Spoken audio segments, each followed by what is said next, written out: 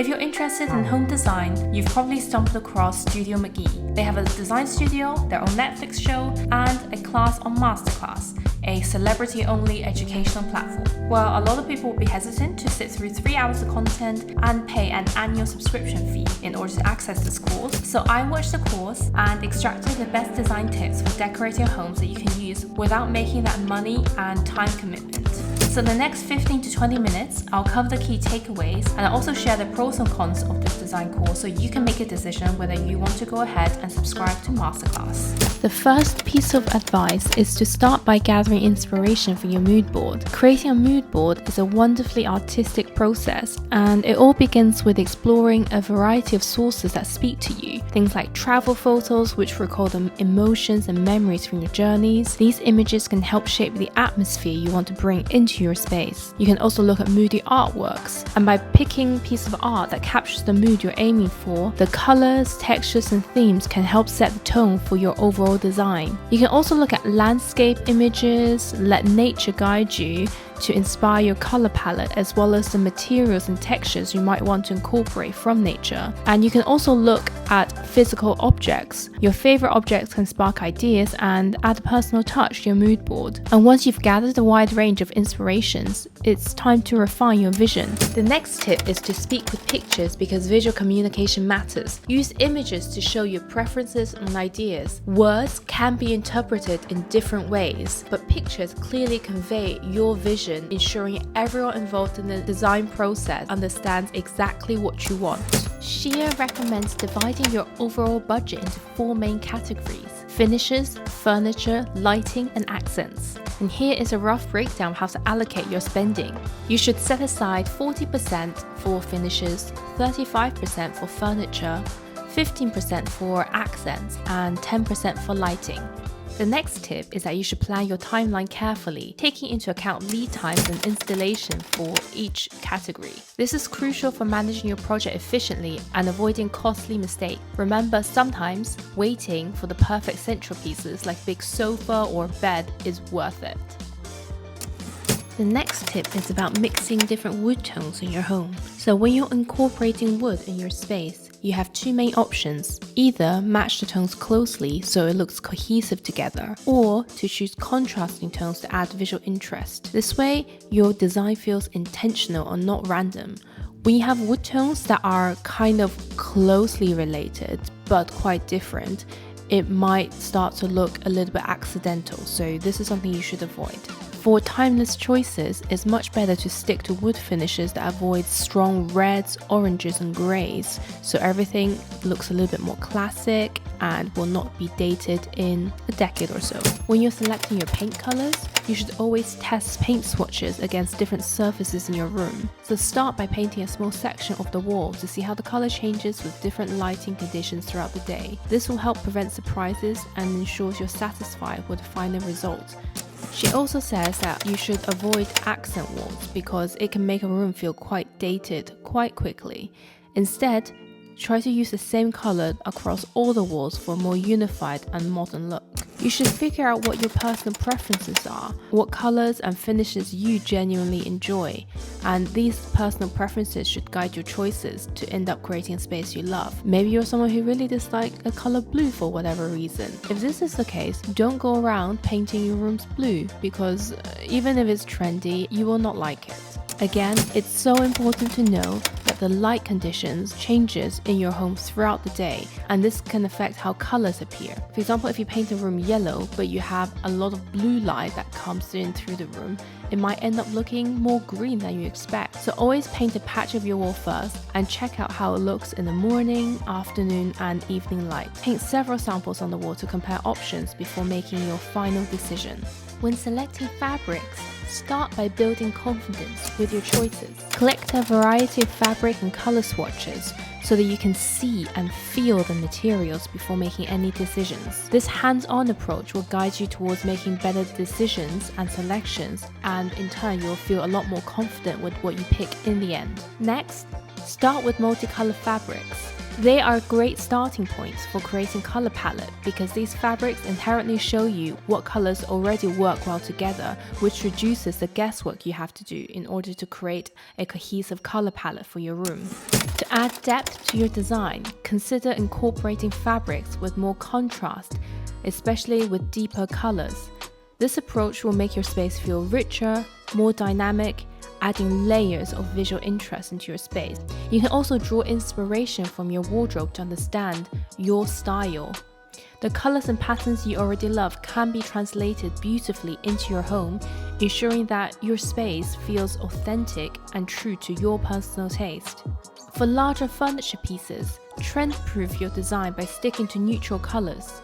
Neutrals create a restful backdrop that allows accent colors to shine without overwhelming the space. And don't forget to incorporate a bit of black into your design. A touch of black adds a grounding element and a sense of sophistication into any type of space. Limit your color palette to 3 to 4 colors in a room. This balance creates enough interest while keeping the space feeling harmonious and uncluttered. When mixing and matching patterns, it's important to avoid repetition. Don't rely too heavily on a single pattern type like stripes or florals throughout the space. Instead, try to mix different patterns to create a balanced and visually interesting design. When it comes to your layout and your furniture plan, start by measuring your space. Take precise measurements of the room, including the dimensions and any architectural features like windows, doors, and built-in elements. This will give you a clear understanding of how your furniture will fit and flow. You should also create a design board. A design board is different from a mood board because it is way more literal. While a mood board is a collection of inspirational images, something that really gives you like the vibe of the space, a design board shows exactly how everything will be arranged in your space, offering a clear plan for how you lay out and furnish the space. When shopping for furniture and accessories, include more options than you think you'll need, because this will give you flexibility and ensure you have backup if something doesn't work out as planned, if a piece of furniture is out of stock, or it's just taking way longer than expected to be delivered, so you have to try for an alternative. When arranging your furniture, avoid pushing everything against the walls. Instead, create groupings and moments within the space to make it feel more inviting and functional. If possible, place a console table behind the sofa to avoid exposing its back. If there is no room for a console table, ensure the sofa back is visually pleasing by dressing it with a throw. To make your space feel cozier, add an accent table between 2 chairs.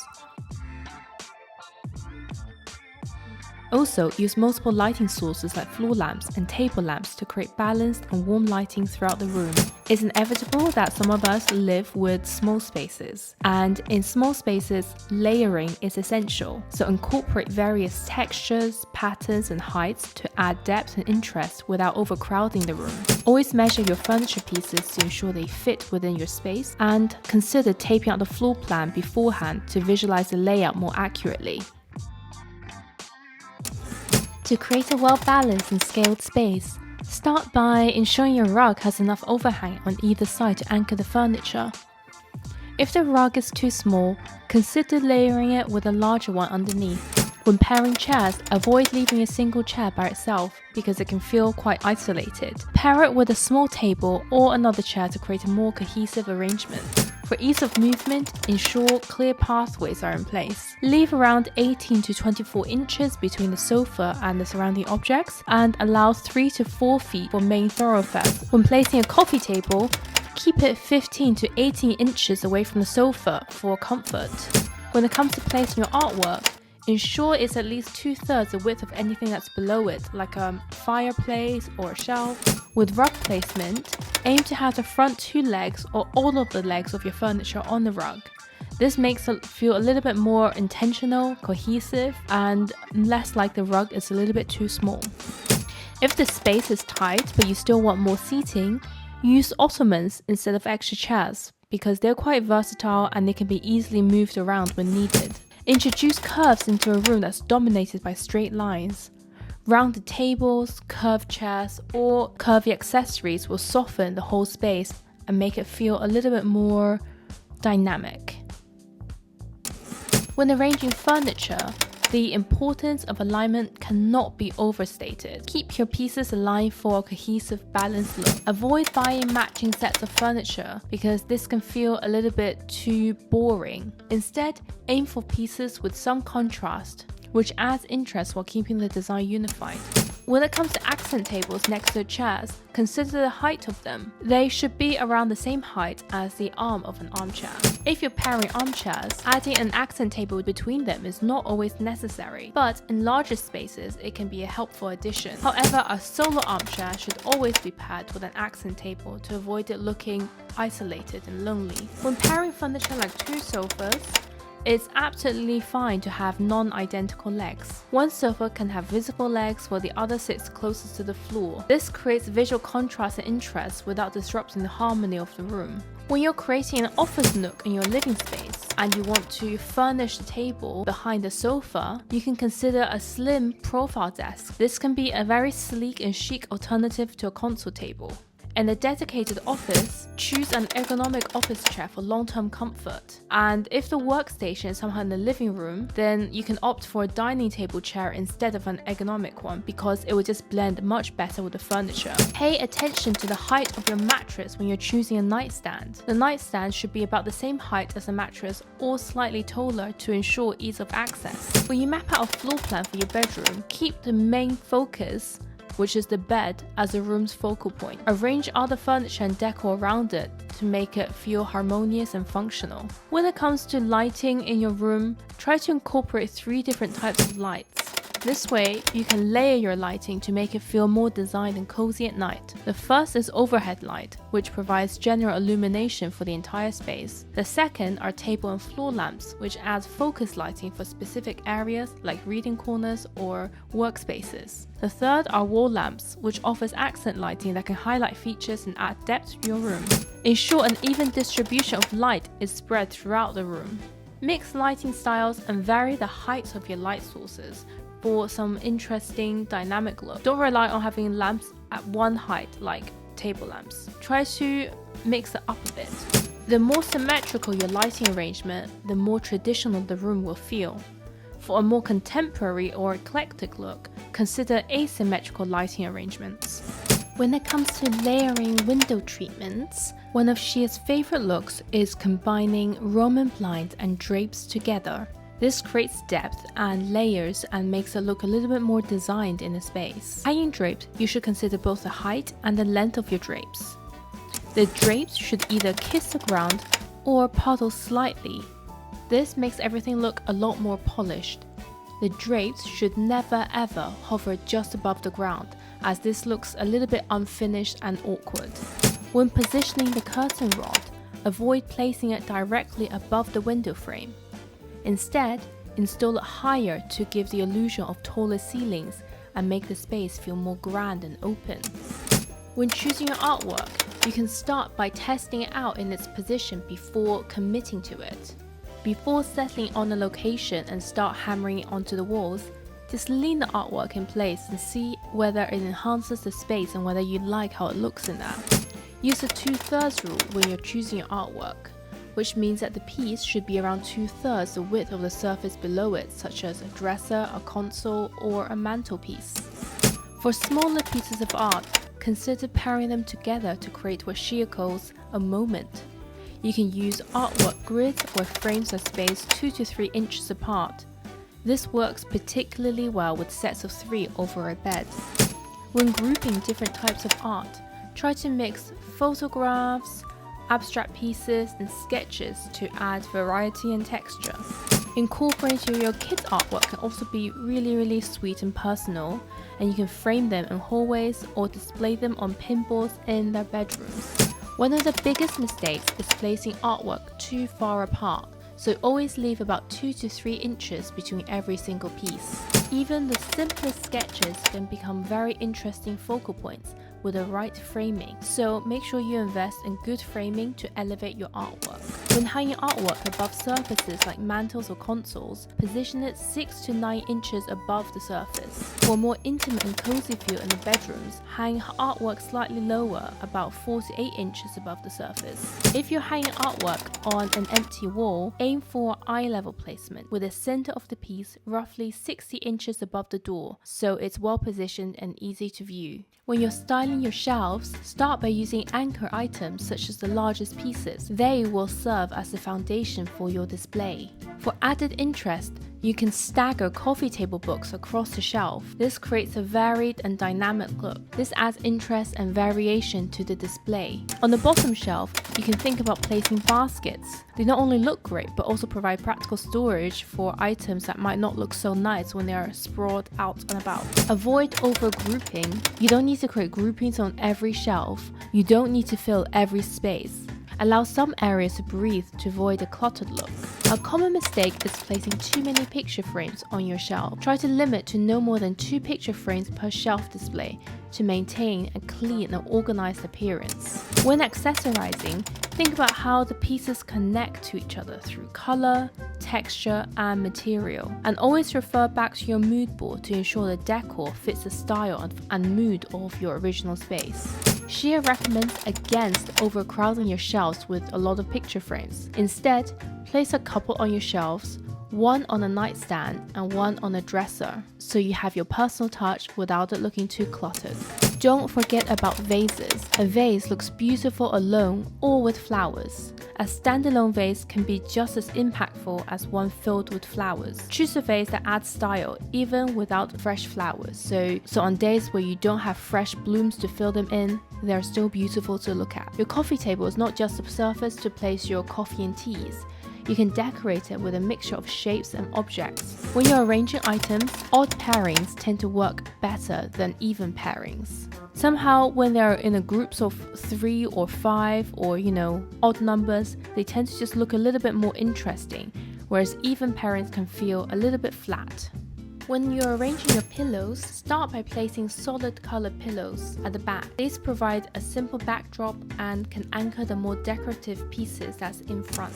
The karate chop technique on pillows is very well known in interior design and decorating world, but Shea says to avoid it looking too stiff, after you make the chop, you should try to pull it apart slightly for a more relaxed and natural appearance in your home. For your home to look balanced, try to combine solid colors with patterns. Mix solid clean lines with organic shapes. For example, pair solid colored pillows with floral patterns. To add texture and warmth to your space, you can also use blankets and throws. Drape them casually over the back or arm of a sofa or chair to make it look really cozy and inviting. Try to always include at least one vintage textile into your home. This adds character and a sense of history to your space, making it feel a lot more unique and curated.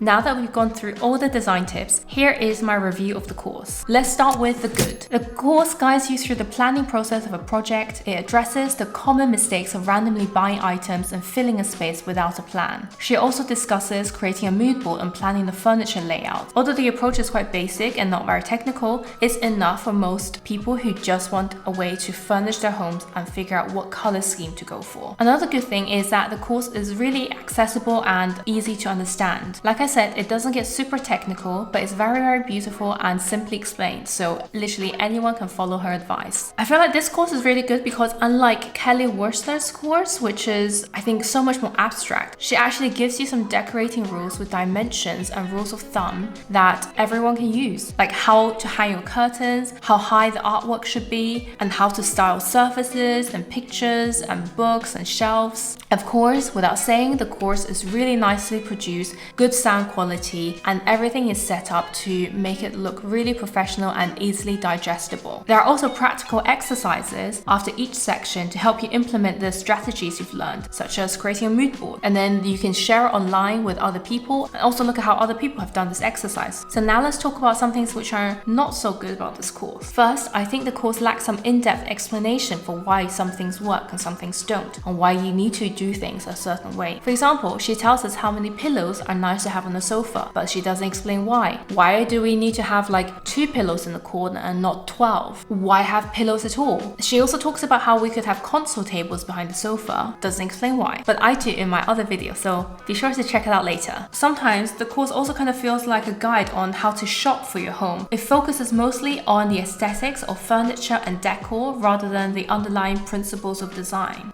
Like, why does it feel good to have a side table next to the sofa, and why we should have like lamps at certain locations and at certain heights. And coming away from her course, you might just end up replicating her designs because it primarily teaches you how to design, decorate, and style all the items in your home, like how Studio McGee does it. There's not much encouragement of like personal touches or experimentation. To summarize, I would recommend Shea McGee's course and masterclass if you like her style, you want to learn the basics of creating cohesive and aesthetically pleasing spaces without technical details, or understanding a theory of why something works. So it's ideal for those who are starting their own design journey and just want to populate their home in a certain style and make it look nice and cozy, but it doesn't really tell you why some things work, and it won't really prepare you for more complex design challenges like how you can refurbish and design a kitchen and a bathroom or many other spaces in your home. If you're interested to know why things work and how to create a feel-good home and how to even design a home, not just from an interior design perspective but also from the field of architecture, psychology, then you should totally subscribe to my channel and watch all of my videos. Thank you for being here. See you again next week. Bye!